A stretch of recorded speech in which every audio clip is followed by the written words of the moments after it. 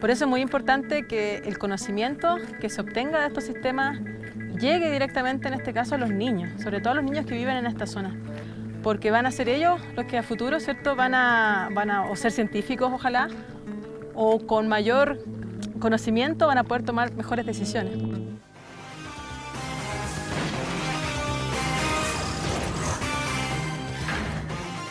Averigua si el coronavirus mutó a una nueva variante o una nueva cepa, si hay que dejar las cuarentenas o volver a ellas, y qué vale más, la declaración de Grace Barrington o la de Jon Snow.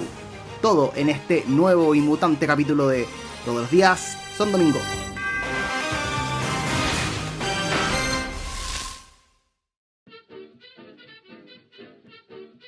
Hola a todos y bienvenidos a el 9º capítulo de nuestro podcast de divulgación científica Todos los días son domingo. Mi nombre es Carlos Pablaza, soy magíster en filosofía. Estoy aquí con María José Gallardo, que es doctora en microbiología de la Chile. María José, ¿cómo estáis?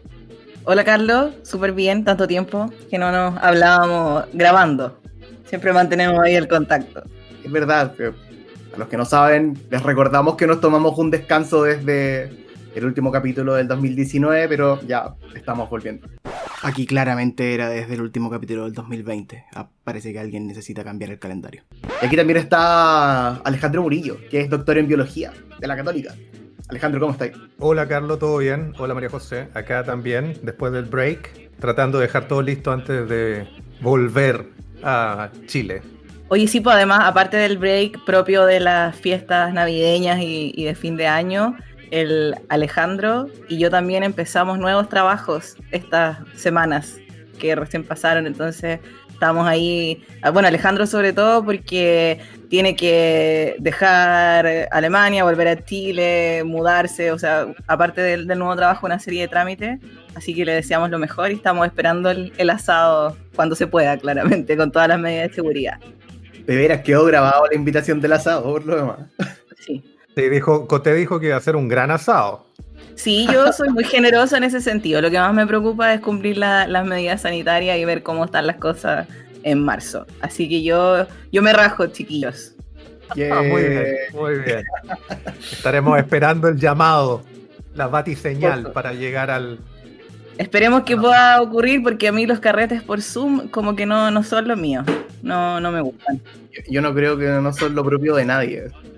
Que no, nadie bueno, ayer de hecho ayer me hicieron la despedida del laboratorio por Zoom, una llamada Zoom donde habíamos, no sé, 24, 25 personas y con cada uno con su trago y bueno, tirando la talla, pero claro, es totalmente distinto hacerlo de esta forma, no tiene gracia. Hay que sentir el olor de la parrilla, hay que estar ahí esperando el choripán, hay que estar comiendo el ceviche previo que va a preparar la Coté, que lo hace tan bien. Y un pisco sour. Y un pisco sour. Catedral, de preferencia catedral. En un florero te lo voy a hacer. Claro, tamaño catedral, ¿eh? Ese es el que me gusta. Oigan, chiquillos, en este programa vamos a seguir hablando de COVID-19 para variar. Si el mundo el mundo no ha terminado de acabarse, al parecer. Y cada mes que pasa empiezan a pasar nuevas cosas, empiezan a salir nuevos conceptos. Y la gente puede estar un poco confundida acerca de qué se está hablando en la tele o qué es lo que en realidad está pasando. O sea, una de las primeras cosas que quería preguntarles a ustedes es básicamente la diferencia entre las diferentes cepas y variantes. Como en la televisión se está hablando mucho de que hay diferentes formas del virus, al parecer. No sé, por ejemplo, se habla de la variante de Reino Unido, de la variante de, la variante de Sudáfrica, la variante de Japón. En otros lados se dicen que son cepas, en otros lados se dicen que estos cambios van a afectar las vacunas, en otros lados se dicen que no las van a afectar. Y al final uno queda como, yo no sé si alguien en el área de periodismo estará escribiendo esto mal.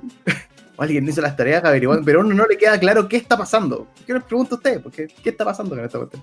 Oye, Carlos, antes de que entremos en el tema específico que ahí Alejandro nos va a explicar, es como súper importante lo que tú mencionas de que ahora en nuestro 9º capítulo, versus si escuchamos el 5º, el primero, el segundo, vamos viendo lo que precisamente explicamos de cómo cambia la información científica, cómo estamos en medio de una pandemia investigando muchas cosas. Entonces, también es por eso a veces no es que hay distintos problemas de comunicación, como dices tú, pero también es que todo esto está avanzando muy rápido, pues, están las vacunas, se están haciendo pruebas, las pruebas son diferentes en distintas partes del mundo, entonces es normal que haya mucha información y que haya mucho cambio de información, porque así funciona la ciencia. Entonces estamos viendo, pueden escuchar todos nuestros capítulos y ver cómo funciona y cambia la ciencia a lo largo de cuánto empezamos en agosto de todos estos meses. Sí, así es. Hay que puntualizar ciertos conceptos en realidad, porque se están utilizando cepa y variante como sinónimos y en realidad no lo son. Lo correcto es decir que estamos frente a variantes del virus, pero todas estas variantes pertenecen a la misma cepa de SARS-CoV-2. Y esta cepa pertenece a la familia Coronaviridae, que son los coronavirus. Por lo tanto, no estamos frente a distintas cepas del virus, estamos frente a distintas variantes de la misma cepa, ¿ya? Para dejarlo claro. Y estas variantes son mutaciones que ocurren durante el proceso de replicación viral, son mutaciones que ocurren normalmente en todo proceso de duplicación del material genético, sobre todo en los virus que tienen un ciclo de replicación muy corto, y que pueden generar muchas partículas virales. Por lo tanto, ocurre en la naturaleza, es normal. Esto no es una característica específica del del SARS-CoV-2. Es algo que pasa y que sabemos que existe y conocemos el proceso en todos los virus y en todos los organismos que tienen material genético y que replican su material genético. ¿Por qué? Porque las enzimas que lo hacen, las enzimas que replican, o en este caso, por decirlo así, duplican el material genético, no son 100% efectivas, cometen errores, y esos errores se llaman mutaciones. Y las mutaciones son fundamentales para la evolución de las especies. Esto hay que tenerlo claro, que es un concepto que la gente tal vez no conoce, pero son las mutaciones las que generalmente crean variantes que luego son seleccionadas por el ambiente. Y esto es la base de la evolución de las especies. En este caso, lo que tenemos son mutaciones en el genoma de este virus que genera nuevas variantes. Por lo tanto, no hay una sola variante, no hay 2 variantes, no hay 3 variantes, hay cientos de variantes. ¿Por qué? Porque el virus se ve enfrentado a cientos de miles de personas, que son su hospedero, que tienen una respuesta inmune distinta, que van a enfrentar el virus en forma distinta y van a seleccionar estas mutaciones que ocurren en forma natural de forma diferente. Por lo tanto, cada persona puede producir, entre comillas, una variante, o podemos tener una variante chilena, una variante, como se dice, de Reino Unido, una variante de Brasil, una variante de Japón, porque el virus va a estar seleccionado de forma diferente, ¿ya? Por lo tanto, no hay que asustarse cuando se hable de variantes. Las variantes ocurren naturalmente en una población, ¿ya? Lo que está ocurriendo es que ciertas variantes están siendo más representadas dentro de este conjunto de posibles variaciones que otras. ¿Por qué? Porque tal vez son más infectivas, tal vez se transmiten de forma más rápida, entonces se ven sobre representadas frente a otras. Y en ese sentido son las variantes de Reino Unido, la variante que se encontró en Sudáfrica y la variante que se encontró en Japón, son de aquellas que se están viendo más representadas sobre el otro grupo de variantes que pueden existir en forma natural. Y en este sentido también se conoce exactamente, porque se ha secuenciado y de esa forma se sabe que es una variante, dónde están estas mutaciones. Lo que nos importa, sobre todo para el efecto de las vacunas, es que las mutaciones que ocurren en la proteína S, hacia la cual están dirigidas las vacunas, sean mutaciones que no afecten la actividad o no afecten el reconocimiento de esta proteína. Pero esto también hay que tener en cuenta que la estrategia de producir una vacuna contra una proteína que es fundamental para el ciclo infectivo del virus, quiere decir que esta estructura no puede cambiar de forma radical, porque es fundamental. Si cambiara de forma radical, el virus sería o no infectivo o dejaría de ser el virus que conocemos. Por lo tanto, hay cierta seguridad en la estrategia de cómo se genera la vacuna. Y es ahí donde se está tomando todas las precauciones de estudiar estas variantes. Por supuesto, hay que tener conocimiento de ellas, hay que seguir su evolución, ver si realmente son más infectivas, porque no hay todavía resultados de laboratorio que lo demuestren. Esto es solamente análisis epidemiológicos, que quiere decir que se han detectado muchas más personas con un tipo de variante, pero todavía se están haciendo los experimentos para ver, en base a estos cambios, estas mutaciones, cuáles son los cambios moleculares en la interacción del virus con la célula hospedera. Entonces hay que seguir estas variantes, hay que estudiarlas sin duda, pero tampoco es algo que nos debe preocupar en demasía, porque van a seguir apareciendo nuevas variantes. Lo que sí tenemos que tener claro es que las vacunas que se han generado y que ya se han probado tienen entre un 90 y un 95% de efectividad, que es bastante alto para una vacuna en general. Por lo tanto, no esperamos que la efectividad baje en forma sustancial frente a estas nuevas variantes, y por lo que las vacunas deberían ser efectivas frente a estas variantes que estamos observando. Oye, Alejandro, súper importante todos los conceptos que nos aclarabas, y bueno, hay hartos conceptos, entonces como recordar también o contarles que cuando tú hablas de, ¿no es cierto?, el material genético, es la información que tienen todas las células que entregan las instrucciones, por decirlo así, para generar las proteínas. O sea, nosotros como humanos tenemos en nuestras células, en nuestro núcleo, tenemos un material genético que son una serie de instrucciones. Y esta serie de instrucciones son unas letras, que ahí las voy a decir por ahí para mis estudiantes que se van a acordar de ahí todas las clases: la adenina, la timina, la citosina y la guanina, cuando estamos hablando de ADN, que es el ácido desoxirribonucleico. Y esas letras tienen ciertas combinaciones, y tú hablaste también de la duplicación de este material genético. Las células, cuando se dividen, ¿cierto?, cuando nos reproducimos, ya sea los organismos unicelulares como las bacterias, o también ahora que estamos hablando específicamente de los virus, también duplican su material genético, así como nosotros también lo hacemos en los procesos de división celular. Entonces, cuando ocurre esta duplicación, pueden ocurrir errores. Imagina que son miles o millones de estas letras que yo les contaba. Entonces, cuando ocurre esta duplicación, ocurren errores, como en cualquier proceso. Usted va a hacer pan y en algún momento algún error puede ocurrir en el proceso, y eso va a generar una diferencia con respecto a la receta que hizo hace 3 días atrás. Entonces, estos errores que ocurren en la duplicación generan estas mutaciones, y un conjunto de estas mutaciones nos van a llevar a tener una variante, que era lo que estaba ahí explicándole Alejandro.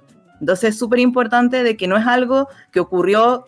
Me gustó mucho lo que mencionaste, porque para no alarmarnos, porque las noticias, ahí concuerdo con lo que decía Carlos al principio, son muy sensacionalistas, y entonces como que toman como que todo fuera una tragedia en sí misma. Entonces no es que esto ocurrió solamente con el COVID-19, sino que ocurre normalmente en todas las especies y de manera bastante alta con los virus, porque tienen tiempos de replicación mucho menores, como planteaba el Alejandro. Entonces se generan más errores, y entre más se infecten las personas, mayor va a ser ese proceso. Por lo tanto, es súper importante mencionar que siempre se están generando variantes. Hay cientos de variantes.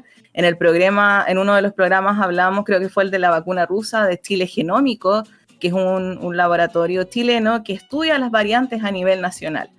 Pero que lo que tú mencionabas ahora, que este grupo de variantes que se han conocido en el Reino Unido, en Sudáfrica, prevalecen más versus otras variantes, y desde la epidemiología, desde los datos que se están viendo a nivel de contagio, se está viendo que pueden tener una mayor infectividad.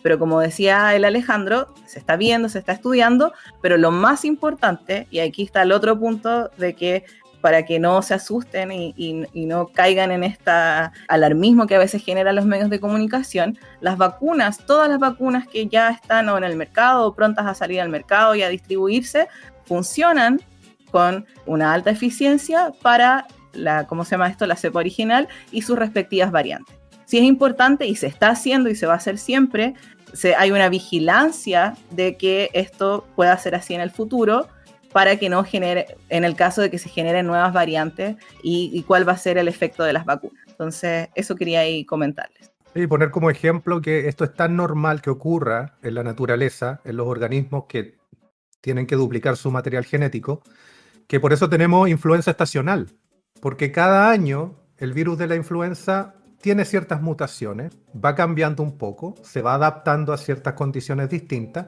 y por eso tenemos virus distintos el año siguiente, y por eso tenemos que volver a vacunarnos contra la influenza estacional. Entonces, en ese sentido, también vamos a ver la evolución de este virus, y vamos a tener que entender cómo estas variantes van a ir evolucionando.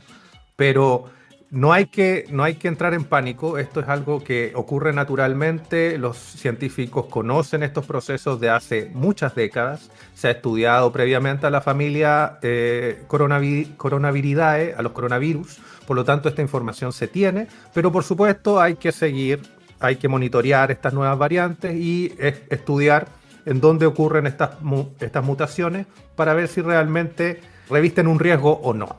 Oye, qué bacán lo que están hablando, chiquillos. Como que encuentro que queda un poco más claro muchas cosas que la gente puede haber leído en la prensa, haberse enterado por la prensa de repente.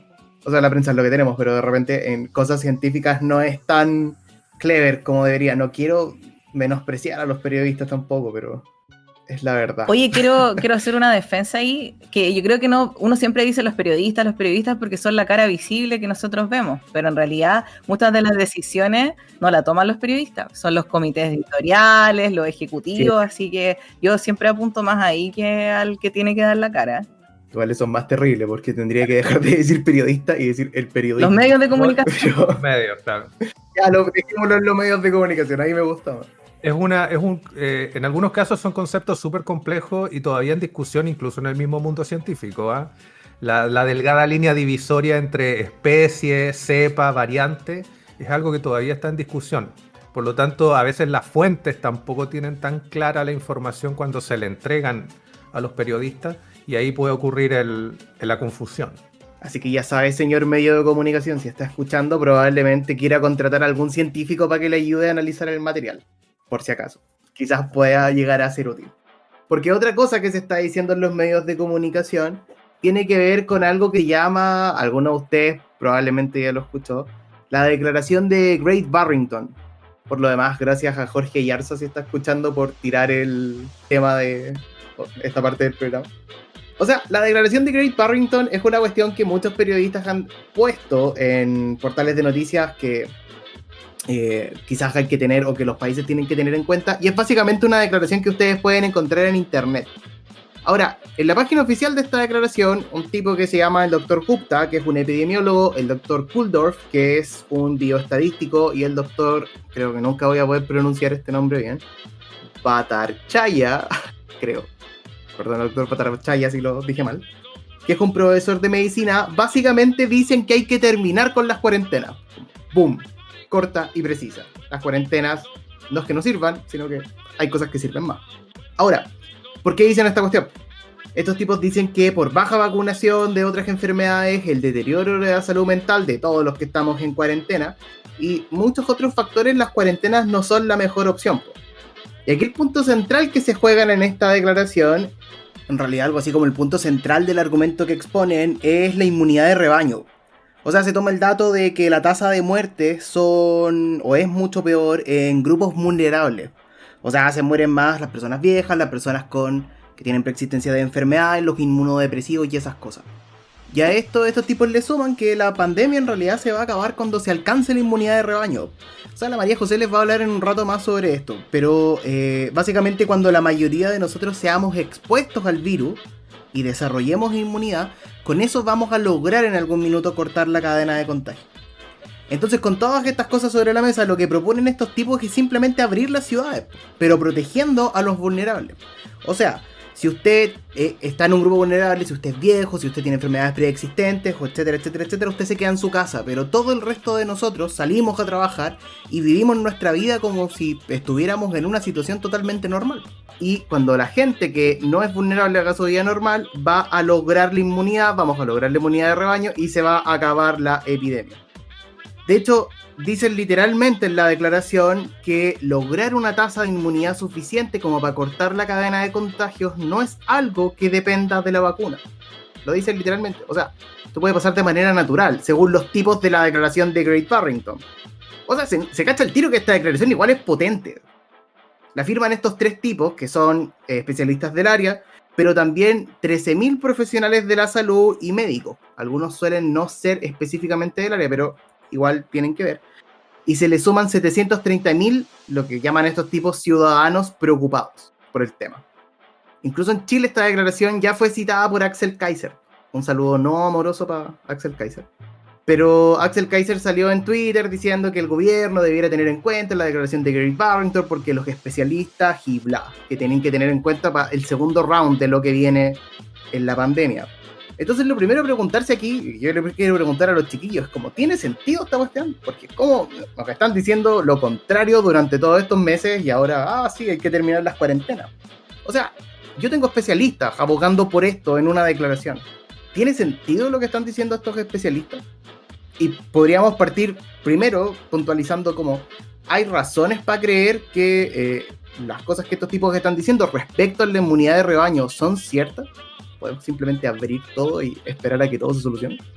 Oye, interesante este punto porque, bueno, yo voy a hablar un poquito desde el punto de vista científico y ético, pero me llamó la atención como esa simplificación del problema que menciona la declaración, en que las personas vulnerables se quedan en sus casas y todo el resto de nosotros salimos.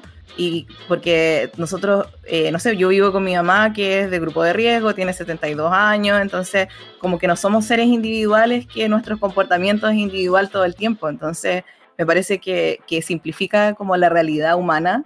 Entonces no es posible además físicamente realizar ese proceso que dice la declaración. Ahí lo podemos discutir un poquito más, pero en términos de qué dice la evidencia, efectivamente, ¿qué es la inmunidad de rebaño? Que se ha escuchado mucho, la inmunidad colectiva. Es cuando la población se vuelve inmune frente a una enfermedad infecciosa, ya sea por vacunación o por haber presentado la infección. Porque ¿qué es lo que ocurre? Se interrumpe la cadena de contagio, ¿cierto? No sigue este virus transmitiéndose de persona a persona. Porque recordemos, y eso lo he escuchado a distintos especialistas que salen en los medios, el virus se transmite de persona a persona. El virus no vuela, el virus no tiene superpoderes, el virus no anda solo por el mundo, sino que se transmite de persona a persona. Por eso es que mientras las personas se sigan moviendo, va a existir transmisión. El punto es que esta inmunidad de rebaño, inmunidad colectiva, nunca se ha logrado de manera natural y siempre se ha logrado a través de la vacunación. Porque si es que hiciéramos esto de manera natural, pongamos en ese escenario. ¿Cuánto tiempo llevamos con la pandemia a nivel mundial? Más de un año. Y se ha infectado el 10% de la población. Y de ese 10%, ¿no es cierto?, dadas las tasas de mortalidad, que es alrededor del 1%, han fallecido miles de personas. Por lo tanto, ¿cuántas más miles de personas van a fallecer si se infecta el resto de la población, que es el 90%? Por lo tanto, no se sustenta que se pueda alcanzar la inmunidad de manera natural en un tiempo corto y sin daños, y el daño es que muera mucha población. Aunque si uno lo ve en porcentaje, ¿no es cierto?, tal vez es pequeño, pero son personas. Puede ser tu mamá, tu papá, tu hermano, tu pareja. Entonces es poco ético e innecesario que aumenten los casos y muertes. Por lo tanto, lo que se busca con la inmunidad colectiva es proteger a las personas del virus y no exponerlas al virus, que es lo que menciona esa declaración que tú nos comentabas. Entonces, podemos contar un poco cómo se ha alcanzado la inmunidad de rebaño en otras enfermedades infecciosas, como por ejemplo en el caso del sarampión. El sarampión se alcanzó inmunidad colectiva o de rebaño vacunando a un 95% de la población. Y ese otro 5% que no se ha vacunado, la vacuna del sarampión se pone en niños y niñas, este 5% quedan protegidos dada la inmunidad que tienen el resto de las personas que sí están vacunadas. Otro ejemplo es, por ejemplo, la poliomielitis, donde la inmunidad de rebaño se alcanza al vacunar a cerca de un 80% de la población. Entonces, además, quería mencionar estos datos porque no sabemos exactamente con qué porcentaje de población vacunada o contagiada, como dice esta otra declaración, se alcanza la inmunidad de rebaño. Se estima porque estamos hablando, todo esto se está estudiando, hay muchos investigadores e investigadoras, médicos, personas de salud pública, de distintas áreas del conocimiento, investigando en tiempo real qué es lo que está ocurriendo, pero se estima, según datos de la Organización Mundial de la Salud, que se debe vacunar entre un 60 y un 70% de la población, que era lo que nos mencionaba la Florencia Tevi en el capítulo anterior. Y además esto se estima porque va a depender de la infectividad del virus. Estábamos recién hablando de las variantes, que las distintas variantes pueden afectar cómo se transmite el virus, por lo tanto también va a variar qué porcentaje de población tiene que estar vacunada. También va a depender de la población, ya hemos visto, no lo vamos a comentar hoy día, lo podemos dejar para otro capítulo, pero la eficiencia de los distintos tipos de vacunas cuando se prueban en distinta población, ya sea por lugar geográfico o por grupo. Hay vacunas que se están probando en personas de primera línea del personal de salud versus en población general. Hay diferencia en la exposición al virus que tienen esos distintos grupos poblacionales. Por lo tanto, es súper importante decir que todo esto está en estudio, no tenemos certeza de cuál es el porcentaje de población que se debe vacunar, pero se estima que es entre un 60 y un 70%. Pero volviendo a lo que estábamos comentando, jamás en la historia de la humanidad se ha logrado la inmunidad de rebaño colectiva de manera natural. Siempre se ha logrado vacunando. Y no existe evidencia, como les decía, ni científica y muy importante, ética, para exponer de tal manera a la población, porque yo les decía, un 10% en un año. ¿Cuántos años más tendríamos que exponer a la población para que se contagie el otro 90%? ¿Cuántas muertes más innecesarias vamos a tener solo por querer, en el fondo, ¿no es cierto?, lograr esta inmunidad de manera natural que no tiene ninguna evidencia, como les decía, científica, y además está este aspecto que es muy importante, que es el aspecto ético. Claro, igual no estoy seguro de este dato, pero me parece que Suecia intentó algo parecido con la primera ola de COVID, que fueron esta cuestión de las cuarentenas dinámicas, poner a la población vulnerable a resguardo y hacer que todos los demás tipos salieran, y finalmente eso resultó pésimo. De hecho, la Organización Mundial de la Salud está consciente de que estas medidas de confinamiento, que es el distanciamiento físico y la restricción de desplazamiento, generan problemas en los individuos, en las comunidades y en las sociedades, porque se paraliza la vida social, hemos hablado otras veces de salud mental y la economía, pero que no es posible generar esta transmisión global del virus sin la necesidad de una vacunación. Sí, quería volver, tomando eso, volver a lo de las variantes y la infectividad, que hasta que no se haya alcanzado este número de vacunaciones, ¿cierto? Y hasta no entender cómo la población en general va a responder a la vacuna, si va a haber una buena protección, etcétera, etcétera. Y con la aparición de estas variantes más predominantes, la mejor forma de no contagiarse sigue siendo la utilización de mascarilla y el distanciamiento físico. Esa es la mejor forma de no contagiarse, porque no sabemos aún cuál va a ser la infectividad de estas nuevas variantes, eso se está estudiando. No sabemos aún qué tan efectivas van a ser todas las vacunas que están en proceso para toda la población y para los distintos grupos étnicos. Por lo tanto, usted tiene que seguir cuidándose, tiene que seguir usando la mascarilla y tiene que seguir el distanciamiento físico, incluso aunque haya empezado el proceso de vacunación. Un detalle nomás, que el uso de mascarilla, no me basta con tener la mascarilla en la mano o aquí colgada de una oreja, ni a la mitad de la boca. O sea, yo cuando muestran las notas de prensa en el terminal, en cualquier lado, como que llega a dar horror de ver cómo, y yo lo he visto también con vecinos por ahí, espero que no me estén escuchando, de cómo tienen toda la nariz afuera. Entonces, es súper importante porque estamos hablando de este distanciamiento físico y estas medidas de confinamiento. Lo que más funciona es el uso de mascarilla, el lavado constante de manos y la distancia física. Entonces, por eso es que finalmente no se trata de la dicotomía de cuarentena o no cuarentena, sino que cada país, en base a los conocimientos de su contexto, pueda generar las mejores medidas para que ocurra un equilibrio entre el desarrollo económico y social y la transmisión del virus. Así que es súper importante lo que decía el Alejandro, use mascarilla, pero úsela bien, por favor, y no se acerque. He visto gente dándose besos, o sea, saludándose de beso con mascarilla. Ayer lo vi en H&M y también es como, no, porque si uno entiende que somos de piel, pero hagamos ese esfuerzo, si tampoco es tanto. Es importante lo que están diciendo los chiquillos, pero quiero que volvamos a la prensa, porque igual es raro. Estábamos hablando de esta declaración de Great Barrington que decía que habría que abrir las ciudades. Al parecer con fuente alemana, no hay una fuente fiable como para que tú digas, ya, abramos las ciudades y esto va a funcionar. Ahora, hay un opositor a la declaración de Great Barrington y es interesante hacer el paralelo para entender cómo pasan las cosas. Que probablemente si conocen la declaración de Great Barrington también conocen esta otra declaración, que es la de Jon Snow. Pero la declaración de Jon Snow básicamente trata de poner sobre el tapete de que las cuarentenas sirven y que la forma de detener la pandemia es precisamente la que están diciendo los chiquillos: la higiene personal y el distanciamiento social, hasta que se alcance una vacuna, y que incluso hay que mantener estas modos de operamiento o de operar mientras se está vacunando.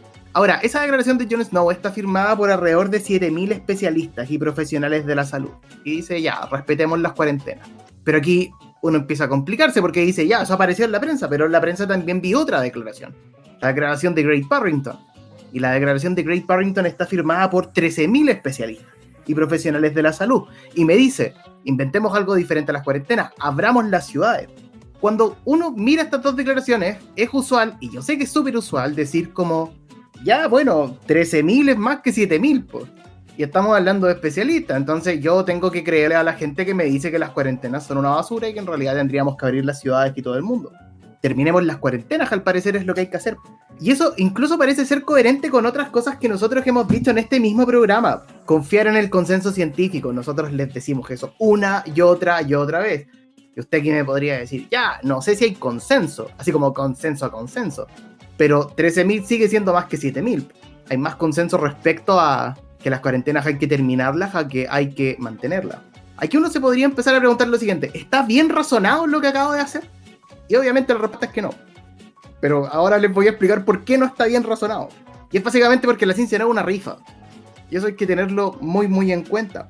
No es un concurso donde quien obtiene más apoyo de lo que yo digo, poniendo, o sea, gracias a poner su nombre, gana. No es un concurso de popularidad, básicamente, no una pelea de declaraciones. O sea, quiero que se lo imaginen con una decisión cualquiera. Y, o sea, imagínense que todos los que estamos escuchando el programa somos un curso. Digamos que somos, no sé, 30 personas, algo por el estilo.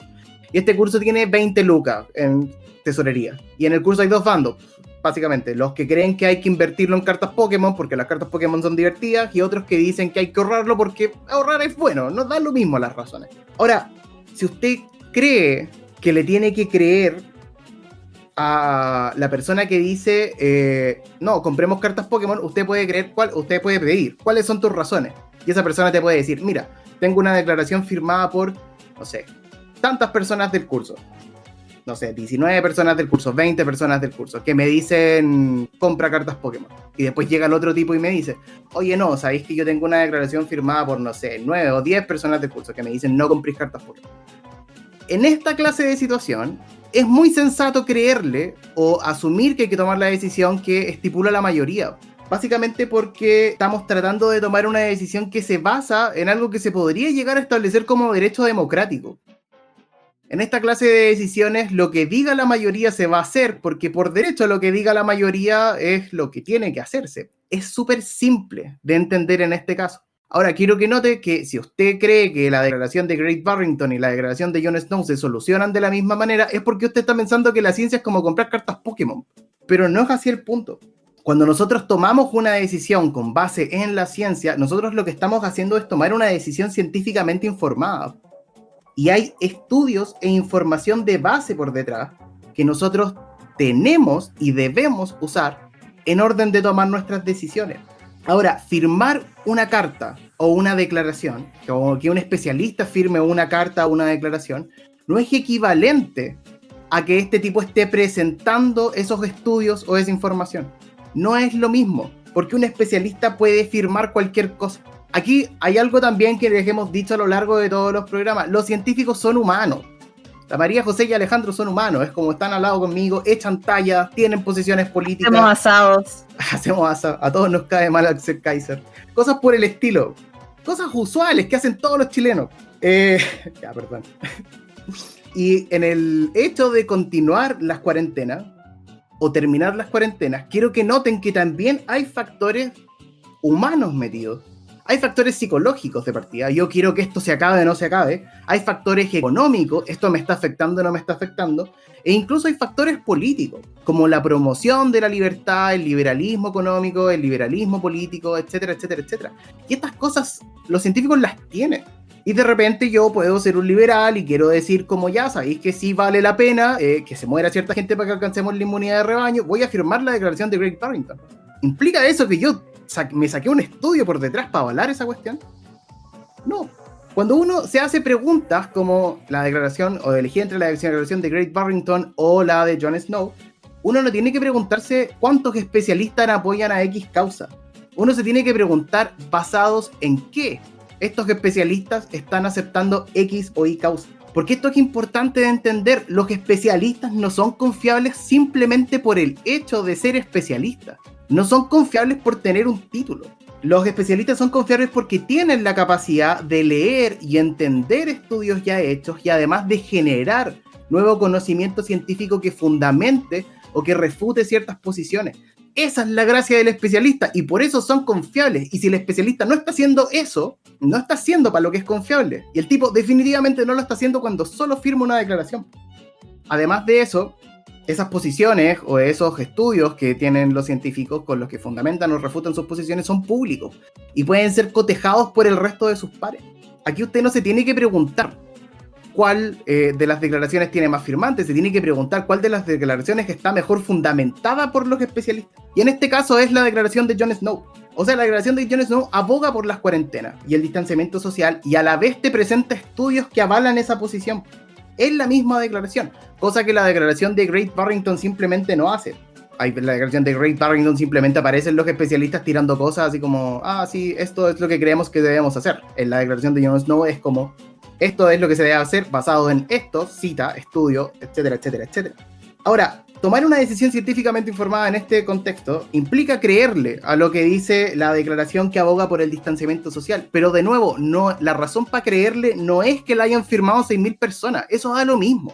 Eso es un revuelo social para que usted pesque la cuestión. La razón para creerle a la declaración es porque hay estudios, números, resultados por detrás de su opinión hechos por esos y otros especialistas. Y eso es lo que hace que sea una decisión científicamente informada. No estamos confiando en estos tipos simplemente porque sean especialistas, sino porque son especialistas con buenas razones y las están mostrando además. Y esas buenas razones fueron revisadas por sus pares que avalan que son buenas razones. Y este es el rollo, y esto es para terminar, porque cuando nosotros hablamos de consenso científico, este consenso se suele entender básicamente como, ¿cuántos especialistas prestan apoyo a tal teoría o a tal resultado? Yo no quiero hacer que no crean eso. Básicamente el consenso científico es eso. ¿Cuántos especialistas prestan apoyo a tal teoría, a tal resultado? Pero ese apoyo no se muestra firmando un papel o una declaración, porque el consenso no es una rifa. Ese consenso, ese apoyo a cierto estudio se muestra realizando estudios que repliquen lo que yo quiero apoyar o encontrando resultados o fenómenos coherentes con eso que se está apoyando y publicando esos resultados. Y cuando muchos de esos estudios se juntan, los científicos, aunque intentando desfalcar el fenómeno no lo logran, los científicos dicen hay consenso. Esto es lo que queremos, esta es la información científica confiable. Ese es el procedimiento por el cual se logra consenso científico, no firmar una declaración. Insisto, firmar una declaración es un voladero de luces para que esto se haga público. La declaración de Jon Snow no es más creíble porque tenga 6.000 firmantes. Es más creíble porque tiene más estudios de base. Y es muy sensato pensarlo así porque si usted creyera que es simplemente por los especialistas que firman, usted estaría creyendo que la ciencia es una cuestión democrática. Onda, que nuestro conocimiento de la naturaleza es una cuestión que se vota. Y quiero que piense 5 segundos en lo que acabo de decir porque es súper tonto en realidad creerlo. A la naturaleza no le importa lo que votemos. Como si votamos mañana que el SARS-CoV-2 va a volverse un virus buena persona, no va a pasar nada. De la misma manera que si junto 13.000 personas que me digan que tengo que abrir las cuarentenas, eso no va a hacer las cuarentenas mejores. Estudios por detrás, investigación de la naturaleza. Eso que estaba mencionando es como, me recordó a la declaración que hizo el ministro París el viernes con respecto desde que desde el lunes íbamos a comenzar a tomar decisiones basadas en evidencia. Y todos quedamos como plop, como no se debería hacer eso, que es súper relevante el punto que estás planteando. En el fondo, Carol Dance no es más creíble porque tiene 1 millón de seguidores o 2 millones de seguidores, ¿no es cierto? Entonces, esto no es un concurso de quién es más popular y quién logra conseguir mayores firmas, sino que necesitamos evidencia y que el apoyo sea basado en la revisión y aceptación de esa evidencia. Y también entendiendo, como hemos dicho, que esta evidencia va cambiando porque se está estudiando, pero es evidencia, no es solamente una opinión o una declaración de lo que yo creo, quiero o pienso. Claro, está bueno el ejemplo de Carol Dance en todo caso. El negocio de Carol Dance no deja de ser una estafa piramidal porque 10.000 personas me lo digan. Es así de simple. Como los científicos que investigan de cierta manera un mundo que está ahí, que es independiente de lo que nosotros creamos o pensemos. Que nosotros votemos acerca de cómo es ese mundo, no va a hacer que ese mundo cambie. No es la forma correcta de aproximarse al problema. Y esa es lo que usted está pensando si usted está creyendo en las declaraciones. Usted le tiene que creer a especialistas que fundamenten con estudios replicables, públicos y sometidos a consideración por sus pares las cosas. No porque firmen algo. O sea, básicamente lo que estamos diciendo ahora es un palo para Axel Kaiser. Saludos a Axel Kaiser de nuevo. Pero también para nuestros colegas en los áreas de comunicación, y también para nuestros colegas científicos por lo demás. Porque empezar estas cuestiones de declaraciones o empezar a hacer firmas de declaraciones a favor de temas científicos, a la larga ha traído más problemas que beneficios en la comunicación de la ciencia, encuentro yo, esto es mi opinión. Porque se imparte esta rara noción de que al parecer si te junto una declaración con los suficientes firmantes tengo la verdad y me tenéis que creer, pero no es así básicamente. El palo para los periodistas es, porfa, consigan un científico para empezar a hacer las noticias, y el palo para Axel Kaiser es, no, ya, dejémoslo ahí mejor. Hoy tienes como una fijación con Axel Kaiser. Es que lo quiero mucho. Amor-odio, una relación de amor-odio. Lo aprecio, caleta.